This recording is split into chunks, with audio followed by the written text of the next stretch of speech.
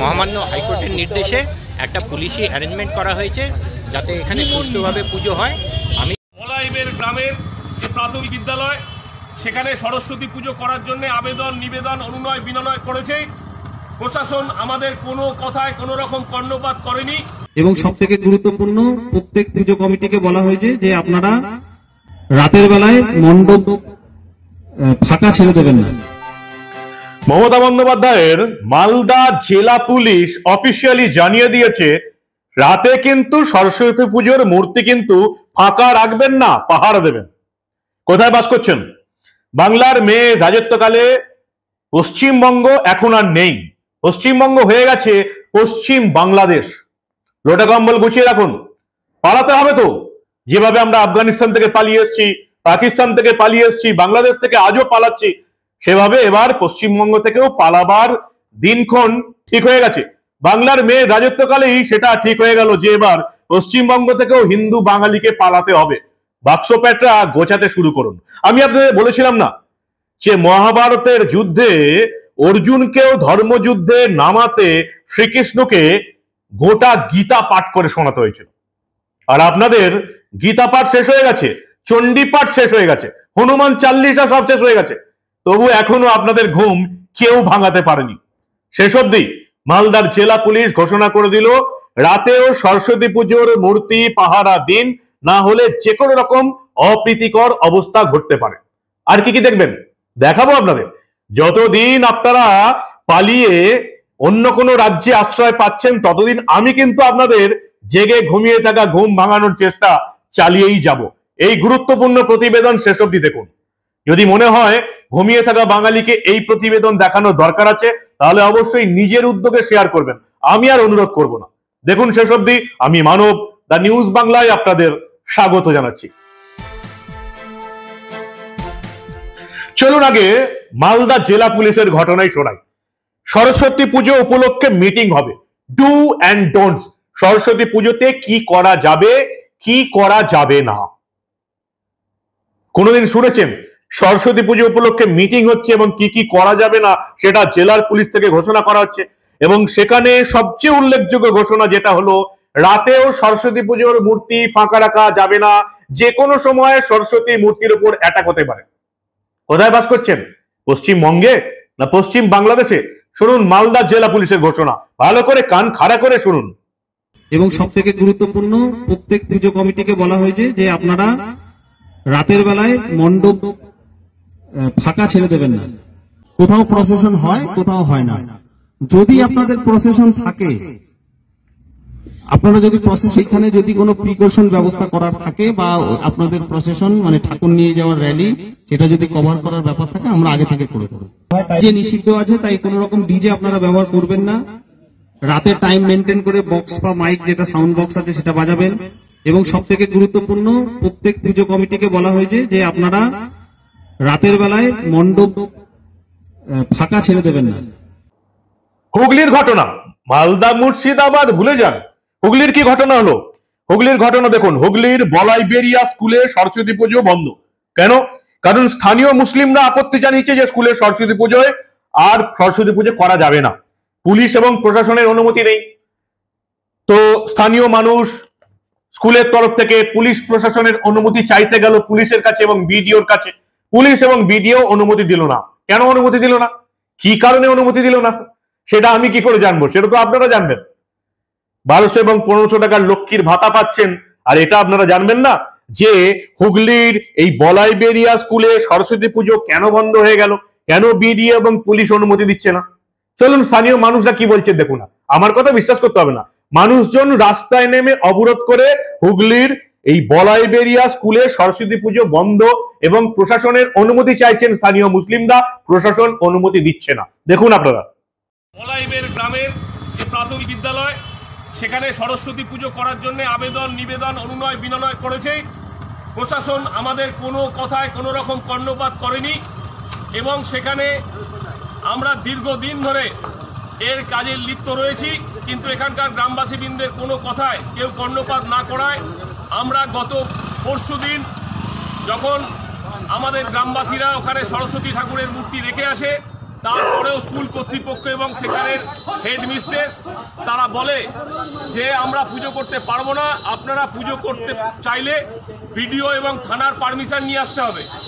আমরা তাদের কথা মতো গত পরশুদিনই হরিপাল থানা এবং বিডিওতে যাই। সেখানে বিডিও আমাদের কোনো রকম আমাদের যে অ্যাপ্লিকেশন তা নিতে রিসিভ করতে অস্বীকার করে এবং থানা থেকে পরিষ্কার জানিয়ে দেওয়া হয় এটা আমাদের এখতিয়ারে নেই, স্কুল কর্তৃপক্ষ চাইলেই সরস্বতী পুজো করতে পারে। তাহলে আমাদের এই দুরকম কথা বলা হচ্ছে।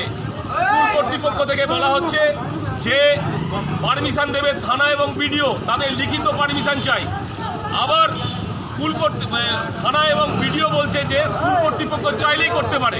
তাই এই রকমভাবে আমাদেরকে হ্যারেস করা হচ্ছে, আমাদেরকে ফুটবলের মতো দুদিকে ঠেলে পাঠানো হচ্ছে। আমরা 5 বছর ধরে এই অন্যায়ের মুখ বুজে সহ্য করেছি, আমরা আর সহ্য করব না। আমরা এর একটা হেস্তনেস্ত চাই। আমাদের পুজোয় আজকে শুধু এটা একটা বিচ্ছিন্ন ঘটনা নয়, আজকে পশ্চিমবঙ্গের বিভিন্ন স্কুলে দেহট্ট, চৌহাটা, আমাদের বাবনান, এখানে এমনকি আপনাদের নসিবপুর স্কুলের বিভিন্ন জায়গায় সরস্বতী পুজো বন্ধ করে দেওয়ার চক্রান্ত চলছে। এটা আমাদের একটা ট্র্যাডিশন, হিন্দু ট্র্যাডিশন। প্রথম যেটা দিয়ে শুরু হয়েছিল নদিয়ার হরিণঘাটা থানার অন্তর্গত নগর উখড়ার দাসপোলডাঙ্গা প্রাথমিক বিদ্যালয়, সেখানে পুজো হলো। কলকাতা হাইকোর্টের নির্দেশে পুলিশ পাহারায় পুজো হলো। পুজোতে শুধুমাত্র ঢুকতে পারলো প্রাথমিক স্কুলের ছাত্রছাত্রীরা। অভিভাবকদের বাইরে দাঁড় করিয়ে রাখলো মমতা বন্দ্যোপাধ্যায়ের পুলিশ। কোন রাজ্যে বাস করছেন? বুক থেকে বলুন তো, আপনি পশ্চিমবঙ্গে বাস করছেন? পশ্চিমবঙ্গ না বাংলার মেয়ে রাজত্বকালে এই পশ্চিমবঙ্গটা পশ্চিম বাংলাদেশ হয়ে গেছে। শহরাঞ্চলের মানুষের ঘুম ভেঙেছে। শহরাঞ্চলের মানুষ, জনতা, ভোটার, মহিলা যারা আছেন তাদের ঘুম কিছুটা হলেও ভেঙেছে। কিন্তু এই গ্রামাঞ্চলে আমার যেসব মা, বোন, মাসি, পিসি, কাকিমা যারা ছড়িয়ে ছিটিয়ে রয়েছেন, মাসে 1500 টাকা করে ভাতা ঢুকছে, কি সুন্দর হ্যাঁ হ্যাঁ এবং ফ্যাপা করে ঘুরে বেড়াচ্ছেন আর মমতা বন্দ্যোপাধ্যায়কে ভোট দিচ্ছেন। আর কতদিন ভাতা পাবেন? মমতা বন্দ্যোপাধ্যায় থাকবে না, তৃণমূলও থাকবে না। যাদের হাতে আপনারা পড়বেন, পালানো ছাড়া কোনো রাস্তা থাকবে না। কোথায় পালাবেন? বাংলাদেশ থেকে পালিয়ে এসছেন পশ্চিমবঙ্গে, পশ্চিমবঙ্গ থেকে পালিয়ে কোথায় যাবেন? দক্ষিণ ভারতে। গোটা ভারতবর্ষে এই বাঙালিদের কেউ স্থান দেবে না। ভালো করে কান খাড়া করে শুনে নিন, গোটা ভারতবর্ষে যে অবস্থা, যেখানেই বাংলাভাষী লোক ধরা পড়ছে তারাই সব বাংলাদেশ থেকে এসছে এবং এই পশ্চিমবঙ্গ থেকে তাদের ভোটার এবং আধার কার্ড তৈরি হয়েছে। এই ভারতবর্ষের কোন রাজ্য কোনো বাংলাভাষী মানুষকে পছন্দ করে না। কোথাও আশ্রয় পাবেন না। কোথায় যাবেন? এই বাংলা থেকেই মরতে হবে। আর এই পুলিশ পাহারায় পুজো আজকে হচ্ছে। 2026-এ মমতা বন্দ্যোপাধ্যায় সরকার যদি এই রাজ্যে আবার ফিরে আসে, পুজো হবেই না। পুলিশ পাহারার কথা ভুলে যান।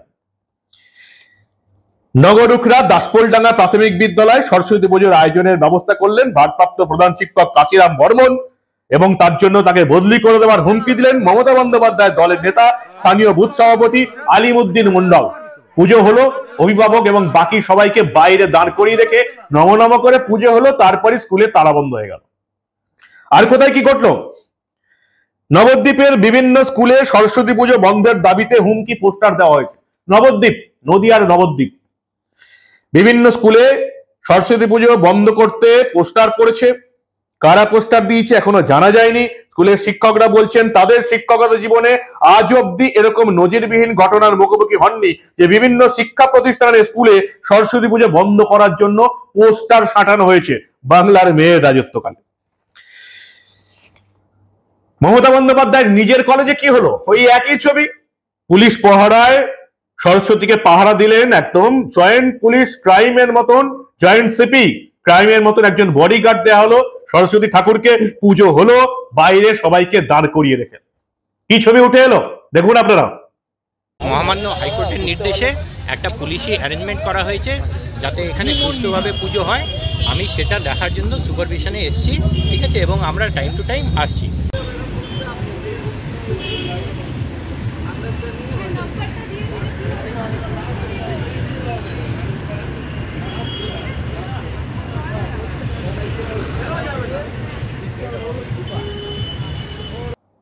কি বলছেন মহিলারা? অভিযোগ কারা করছেন জানেন? সবচেয়ে আশ্চর্যের বিষয় জেনে অবাক হবেন। বিভিন্ন স্কুলে অভিযোগ করছে টিএমসিপির ছাত্রছাত্রীরা। তৃণমূলের দুষ্কৃতী নেতা সাব্বির আলী, মমতা বন্দ্যোপাধ্যায় দলের বিখ্যাত নেতা, যাদেরকে দিয়ে মমতা বন্দ্যোপাধ্যায় ভোটের ম্যানেজমেন্টটা করেন, স্কুলের ছাত্রীদের ধর্ষণ করার হুমকি দিচ্ছে, 150 টাকায় বেচে দেওয়ার হুমকি দিচ্ছে। কলেজের অধ্যক্ষ যোগেশচন্দ্র ল কলেজের অধ্যক্ষ পঙ্কজ রায় বলছেন, সাব্বির আলীর দাপটে আমি কলেজ যেতে পারি না, যে কোনো দিন এনাকে সরিয়ে দেওয়া হবে। হিন্দু বাঙালি আপনাদের আঙুল চোষা ছাড়া কিছু করার নেই। পালাবার পথ দেখুন, বাক্স প্যাডরা গোছান, লোটা কম্বল গুছিয়ে রাখুন। কতদিন লক্ষ্মীর ভান্ডারের টাকাটা পেয়ে হ্যাঁ হ্যাঁ আর ফ্যাফ্যা করবেন এই বাংলার মাসি পিসি কাকিমাকে? কিন্তু এর জবাব 2026-এ মমতা বন্দ্যোপাধ্যায় যদি আবার ফিরে আসে তাহলে আপনাদের দিতেই হবে, পালাবার পথ থাকবে না। যোগেশচন্দ্র ল কলেজে পুলিশ পাহারায় সরস্বতী পুজো হলো। কলকাতা বিশ্ববিদ্যালয়ের অধীনে 154টা কলেজ আছে। কোন কলেজে 2017 সালের পর থেকে মমতা বন্দ্যোপাধ্যায় সরকার ছাত্র সংসদের ভোটই করায়নি। আর সরস্বতী পুজোর বডিগার্ডকে, সরস্বতী ঠাকুরের বডিগার্ডকে কলকাতা পুলিশের যুগ্ম কমিশনার তিনি অপরাধ দমন শাখা, তিনি কলকাতা হাইকোর্টের নির্দেশে মা সরস্বতীর বডিগার্ড।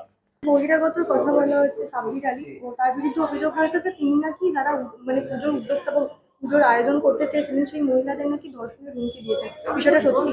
হ্যাঁ, একদমই তাই। আমাদেরকে রেপ থ্রেট, ডেথ থ্রেট পর্যন্ত দেওয়া হয়েছে।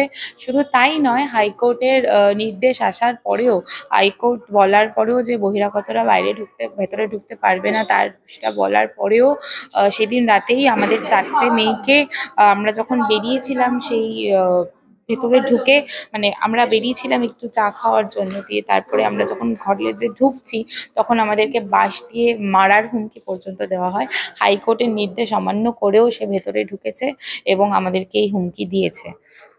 মমতা বন্দ্যোপাধ্যায় নাকি বিরক্ত, ব্রাত্য বসুর কাছে রিপোর্ট চেয়েছেন। ব্রাত্য বসু নিজে গিয়ে একেবারে বিক্ষোভের মুখে পড়ে গেছেন যোগেশচন্দ্র ল কলেজে, সেই ভিডিও আমরা দেখেছি। আর এ তো গেল হুমকির কথা। চিত্তরঞ্জন কলেজে, সেখানে আবার সরস্বতী পুজোর ফান্ডকে কেন্দ্র করে দলীয় কোন্দল, পুজো করা যাবে না কেন? সেখানে আবার পরিচালন সমিতির সভাপতি বিধায়ক বিবেক গুপ্ত কাটমানি নেন, 30% কাটমানি। ওই স্কুলে, চিত্তরঞ্জন কলেজে, ওই কলেজে কোন রকম কোন প্রোগ্রাম হলেই বিধায়ক বিবেক গুপ্তকে কাটমানি দিতে হবে। অভিযোগ কার? কোনো সাংবাদিকের নয়, কোনো বিরোধী দলের নেতা নেত্রীর নয়। অভিযোগ হচ্ছে টিএমসিপি, তৃণমূল ছাত্র পরিষদের মহিলারা অভিযোগ করছে তাদের বিধায়ক, তাদের দলের বিধায়ক বিবেক গুপ্তা 30% কাটমানি চাইছে সরস্বতী পুজো থেকে। সমস্ত অনুষ্ঠানে তিনি 30% কাটমানি চান। আর কাটমানি না দিলে টিএমসিপির মহিলাদের গিয়ে বিধায়কের বাড়িতে গিয়ে বিধায়ককে বোঝাতে হবে। কারা অভিযোগ করছে? টিএমসিপি, মমতা বন্দ্যোপাধ্যায়ের দলের ছাত্র পরিষদের নেত্রীরা, মহিলারা। বাংলার মেয়ের রাজত্বকালের কি অবস্থা দেখছেন?